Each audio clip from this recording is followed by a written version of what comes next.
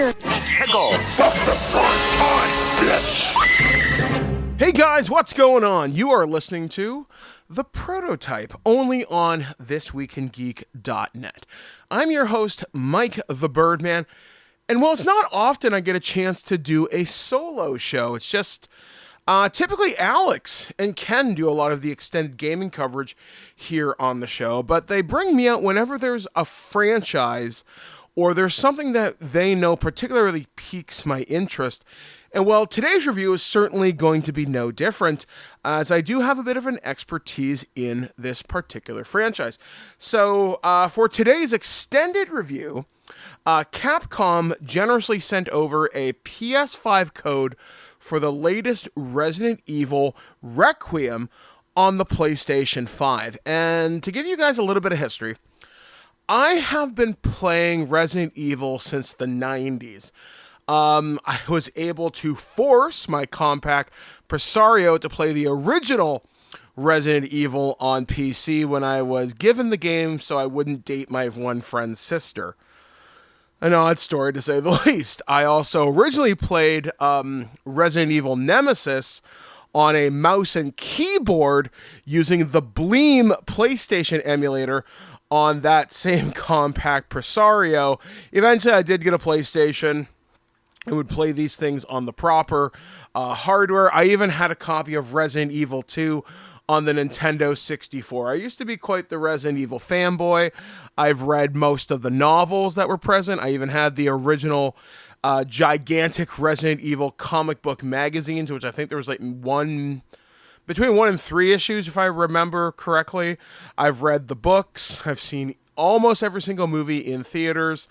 And if you follow our other show, Loose Cannon, we actually took a look at the entire Resident Evil franchise last year, even talking briefly about Welcome to Raccoon City.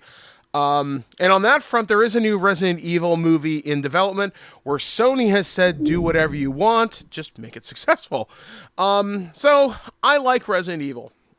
So going into this, some of the later Resident Evil games, I really enjoyed the remake of every one that's come out. Resident Evil 2, Resident Evil 3, Resident Evil 4, Village, and Biohazard, Resident Evil 7. Not as big on those, though those definitely return to the more survival horror roots that the series was kind of known for.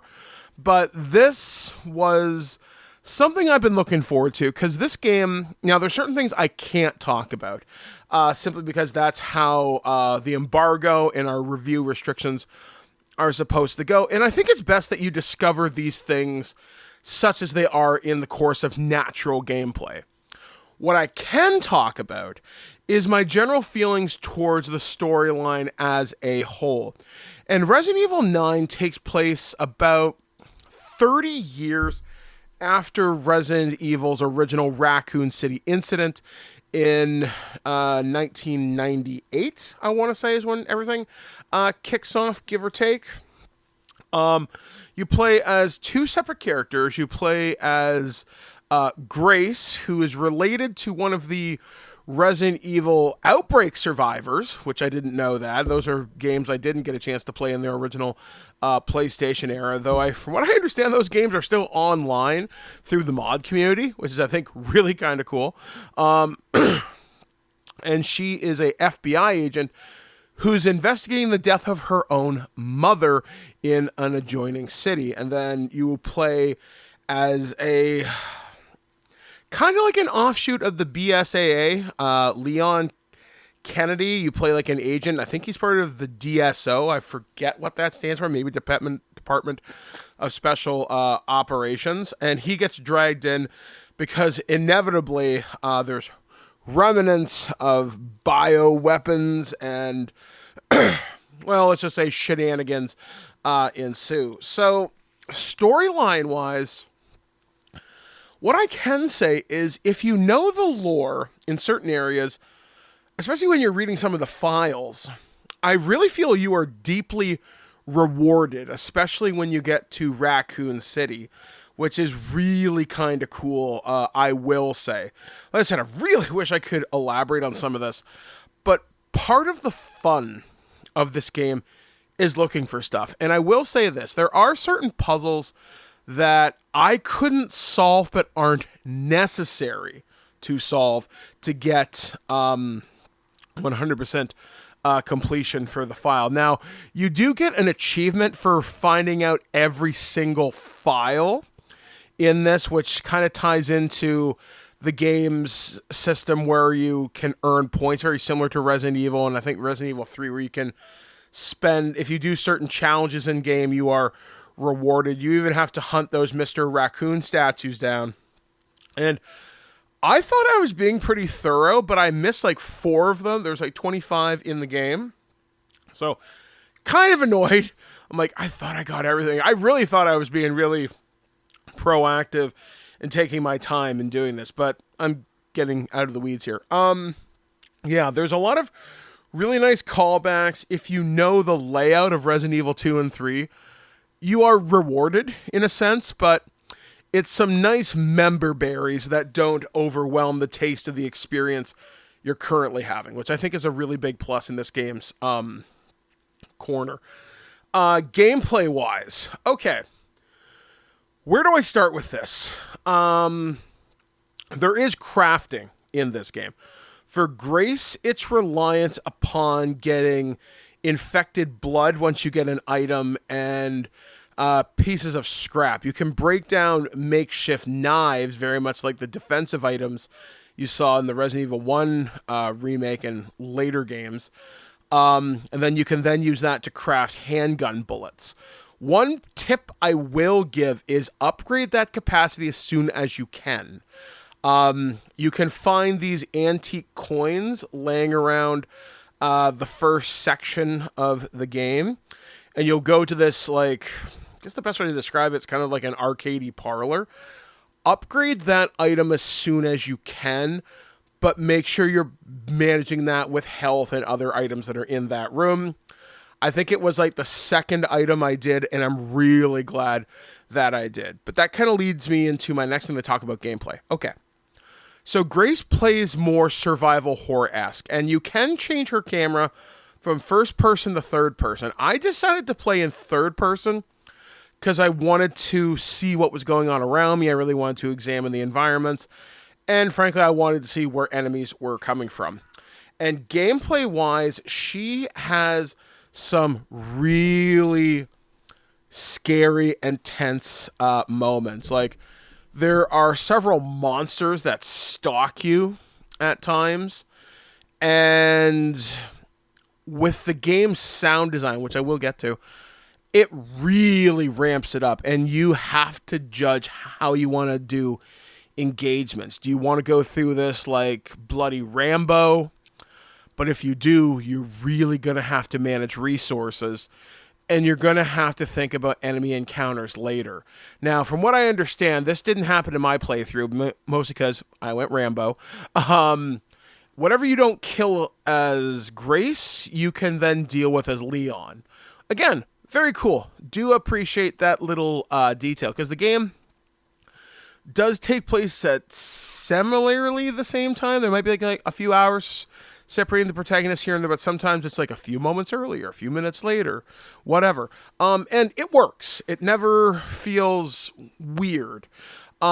Grace's sections, there was a point during my 18-hour completionist playthrough where I was like, I think you spend a little too much time as her. But now, having a few days from completing this, I think I beat this game within the first 48 hours of me having it, because I was just like, you know what, I'm just going to dial in and let's go.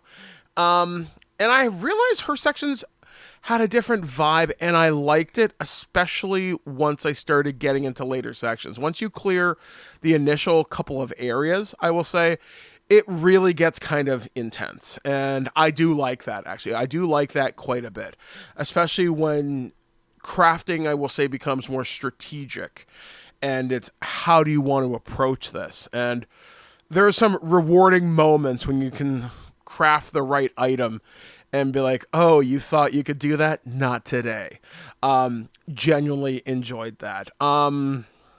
Yeah, Grace's sections are fun when you really get into it. And I could really see them being a real highlight of this game, especially if you're into more the survival horror-esque. From what I understand, and from what I can vibe with, yeah, it definitely checks more of the boxes with Resident Evil, Biohazard, and a little bit of Village.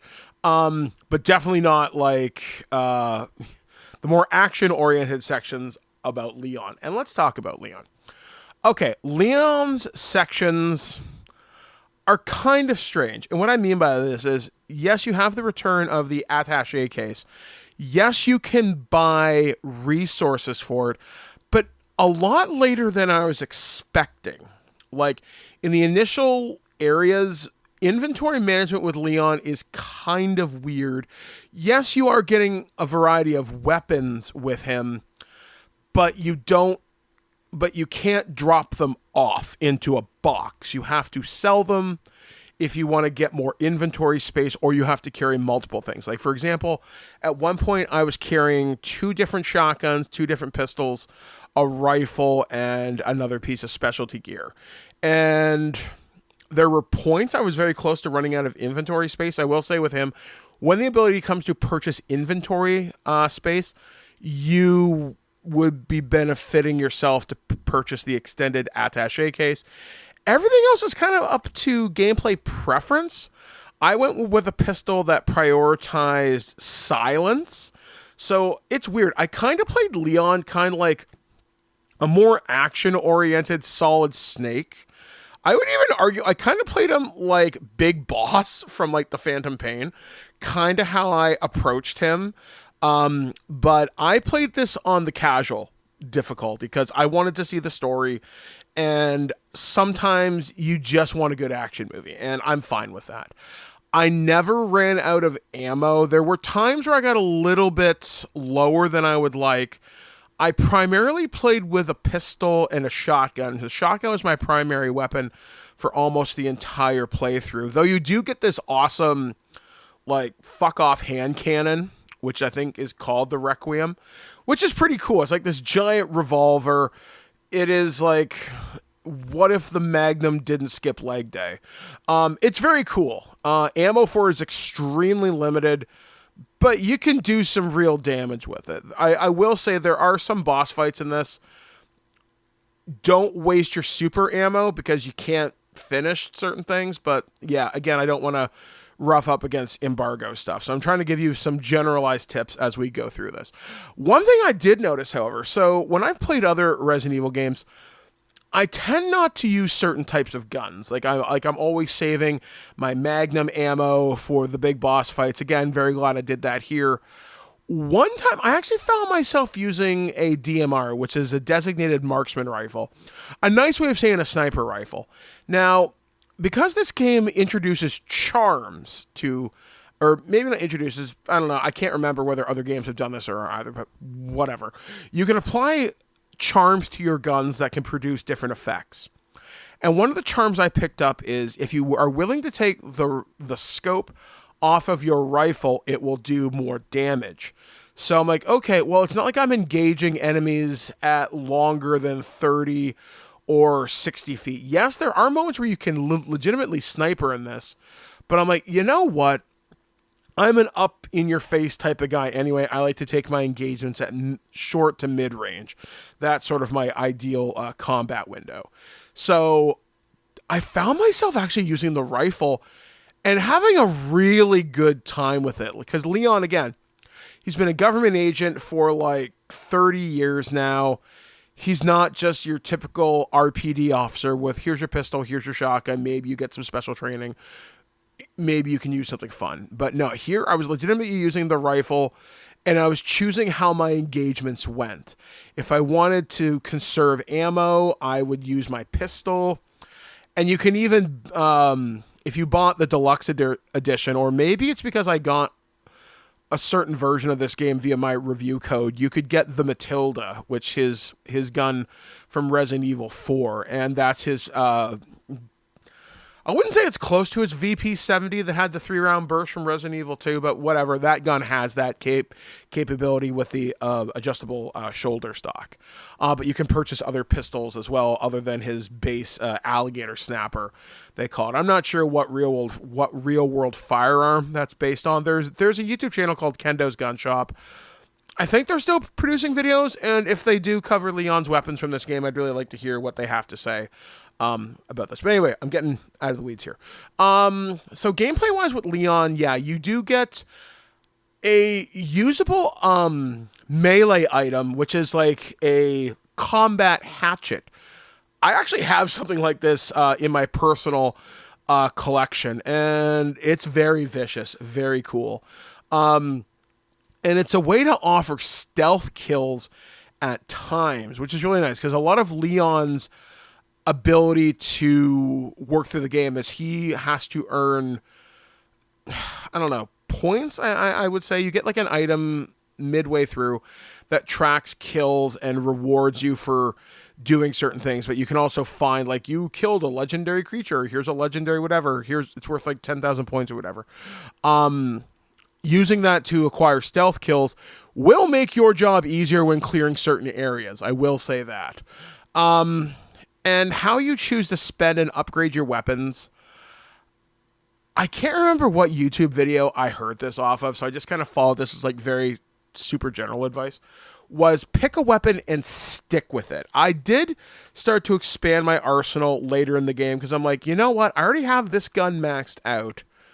Let's experiment. And I did pick up a nicer shotgun, only because I liked the way it looked, because it looked very much like Leon's super shotgun from Resident Evil 2. I think that was like a Mossberg 870. I want to say like your typical police shotgun, but the first shotgun he gets in the first section of the game is very much like a mini close quarters, I wouldn't say riot shotgun, but definitely more like, think Terminator 2 esque kind of weapon. And then, like I said, you do get Leon's rifle, but there are other ones you can pick up all along the way. There's even attachments you can pick up that are meant for certain guns. And like I said, there is a certain degree of customizability when it comes to outfitting your kit. Like I said, I chose more silence when I picked up my one pistol. I think it was just called the Silencer, I want to say. Very nice looking weapon profile. Very much reminds you of like a USP-45 in some ways. And almost echoes of like RoboCop's Beretta 93R or, you know, his Auto 9. But yeah, I did have a good time messing around with the weapons in this. Like I said, the only major complaint I have with Leon is I can't drop stuff off in an inventory box. If I want the space, I have to sell it or use it. His grenades, I didn't use those as much as I thought I would. I probably could have sold those more often than when I was actually using them. But they do have their moments in certain encounters where it feels nice to whip a bunch of grenades and, you know, you deal with them you deal with the enemies in the best way possible. Gameplay wise for enemies, I want to talk about this. There are some really interesting designs here, and there are some nice rewards for longtime fans. And again, that's probably about as close as I can say to like certain things without getting in trouble here. But no enemy felt unfair. I will say there are some tense moments, even on casual. I was like, shit, gotta run, gotta disengage, gotta rethink how I'm doing this. But each boss fight that happened in this felt really cool, really rewarding in a lot of really fun ways. And that really kind of made me smile in a not insignificant amount. A lot of this game, gameplay-wise, gets really fun. Sorry, guys, I've got a little bit of a sore throat this morning. I will say this, though. There are some puzzles that are... I'm taking a drink, sorry. And I'm not even sure if that's helping. That are more... How do I say this? They're more frustrating than annoying, but not so annoyed where I had to walk away. Now, there is a section in Leon's thing where I had to use the game's map to figure something out. because I was like, where the hell is this? Or how the hell do I get to this part? And eventually I did, and maybe I just missed a visual cue, but I will say this. Listen to your environment. The sound design in this game, and I guess we'll kind of get into that now, like sound design, voice acting, music. It's really freaking good. Now, I'm playing this on a 7.1, or is my system a 5? I don't know. Either way, I'm playing this thing in surround sound, and I was actually using audio to plan my encounters. Where, like, okay, I can hear 3 of those things down the hallway. What do I do here? How are they moving? And you can even hear how the enemy's behavior can change. Like, enemies do patrols. They feel more random, more, dare I say, alive in certain instances. But also, the audio will fuck with you. Like, you'll hear creaking, and you're like, is that something walking towards me? Is that something above me? Or is that the house just settling? That was really cool. I genuinely really appreciated how much went in to audio design. And if you're hunting those aforementioned Mr. Raccoons, listen everywhere. There is one particular one. I'm not going to tell you where it is because I don't want to get in trouble with Capcom. And I was literally asking myself, like, where the fuck are you? Fortunately, I found it because I stopped, listened around the environment. I'm thinking, okay, if I stand exactly here, I can still hear it. But if I move this way, it's moving in more into my right ear. What am I not seeing? And it was really cool when I solved this puzzle, I thought. There is another puzzle that happens later on in Raccoon City involving a scavenger hunt. I have solved one of these. There are 2. I don't know where the other one is. There's also a number of safes in the game that I was able to get that achievement. I think there's like 4 or 5 of them. Pretty nice to solve those. I actually felt pretty cool getting those. But yeah, like combat-wise for both characters, each one has a distinctly different flavor. Grace's is more, you really need to manage your inventory with her, but you can drop stuff off in a box. I will say, at least in my playthrough, I did keep some items in my inventory, I guess longer than I should have, and maybe I missed a puzzle or something, where I was like, I thought this item should fall off, because it's like, when you open a door in Resident Evil, at least now, the key leaves your inventory when it's no longer done. There was one point in this game where I had a key, and I don't think I opened everything, despite me doing at least 3 laps of an area where I was like, I'm 90% sure I got this, and I'm still not sure. Like, this is a game I might actually go back and replay somewhat soon, only because my memory of the environments are still pretty sharp, and now that I've unlocked some of the special items, maybe it'll make my job a little bit easier.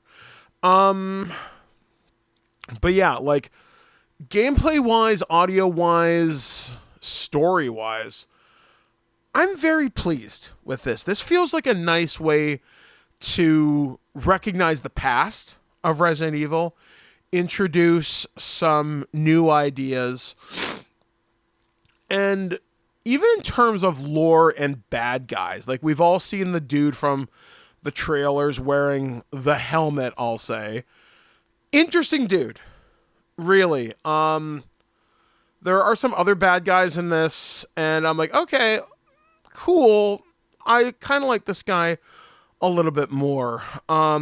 Enemy design, like I said, I think is really cool. There's a couple things that are nice callbacks, and there's some really cool surprises later on that I'm like, okay, that's pretty friggin' cool. I love this encounter. I really do. In terms of special content, okay, so as you do challenges throughout the game, you earn points. You then use those to buy models, concept art, behind the scenes stuff, or you can buy special items.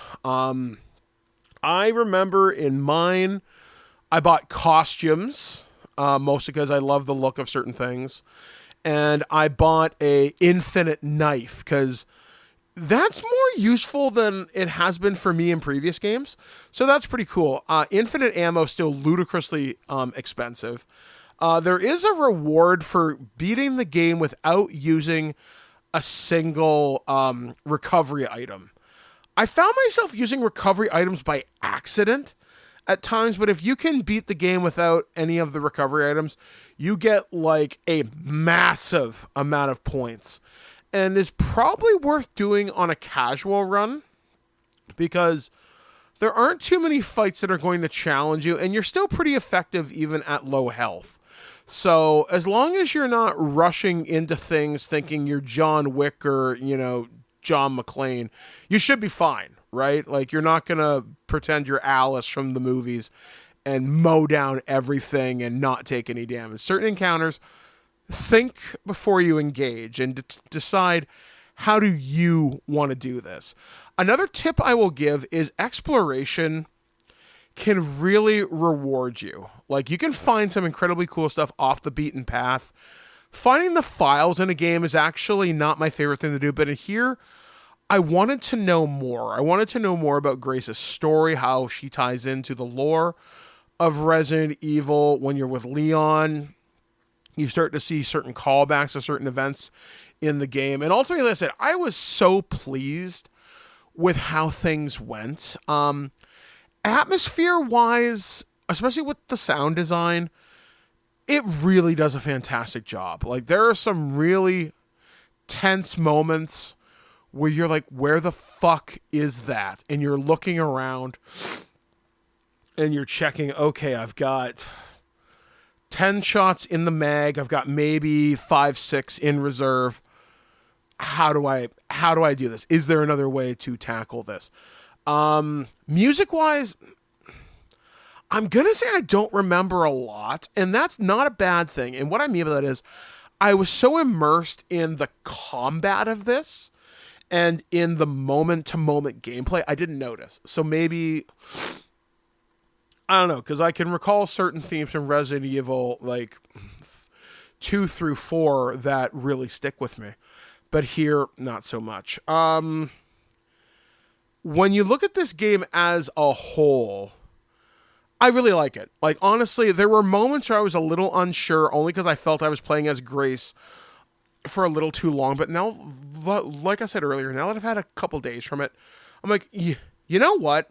Okay, I get it. I dig that. I spent the perfect amount of time with Leon. I got to see some very cool moments.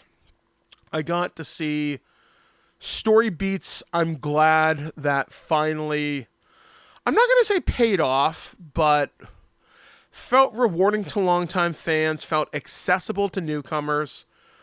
And one of the things that I've always loved about Resident Evil is that its lore's been pretty consistent over its entire franchise, if a little convoluted at times.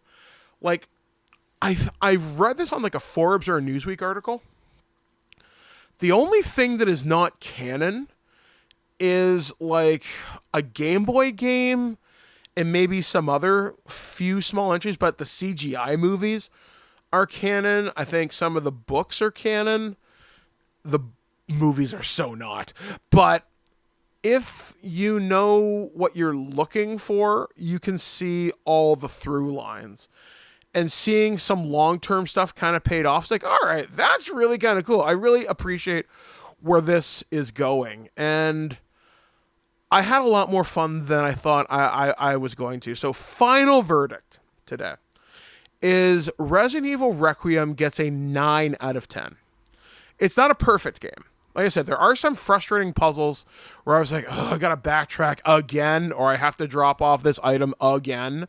But again, that's just Resident Evil, right? You're going to run into that. That is the DNA that you agreed to participate when you started to play this game. I guess I really didn't talk about performances, so I'll talk about that briefly before I sum this up for a 9 out of 10. Grace is a great protagonist. You really get the sense of fear, the sense that you are in way over your head, but there's a responsibility to see this through. I appreciate that. Leon, that's my boy. I love how he is in this game. He feels like this is a character who's grown ever since that one day arriving in Raccoon City from going to the Spanish countryside and fighting against Las Plagas to kicking ass in Resident Evil 6 and whatever. It felt like a nice way to revisit his character through his voice. I love the performance. I do. So overall, I said, this is a very strong 9 out of 10 for me. If you wanted to get back into the franchise, the RE engine has never looked better. It's a different type of vibe than Resident Evil 4 in some sections. Like I said, there's some nice callbacks to Biohazard, and especially with Grace, how scary and intense this can be. And if you want to play in first-person camera, that's a totally cool option as well. Leon, like I said, you feel like zombie John Wick at times, but if you play it on a higher difficulty, I can imagine it's still going to be a tense action game. Like, you're not going to be able to kill each and everything, but it's pretty cool. Like I said, I had a really fun time with this. So, like I said, final verdict, 9 out of 10. Big thanks to Capcom for sending a review code over on the PlayStation 5. And hopefully I will catch you guys next time here on the Prototype. I've asked a couple companies for some really big franchise games that I love having a chance to talk about. So I will look forward to be chatting about those in the future. Once again, if you want to get in touch with us, you can find us on Blue Sky. It's just at thisweekingeek.net, This Week in Geek, I believe. I'm pretty easy to find upon there. It should be in the episode post below. Alex, as always, but feedback at thisweekingeek.net. We do appreciate you participating with us, as this is we've been in business since 2007. We are one of Canada's longest running podcasts. Not the longest. Another guy beat us by like a couple years. But yeah, so anyway, I have been Mike the Birdman Ashkui saying be excellent to each other. We'll catch you guys again next time right here on thisweekingeek.net.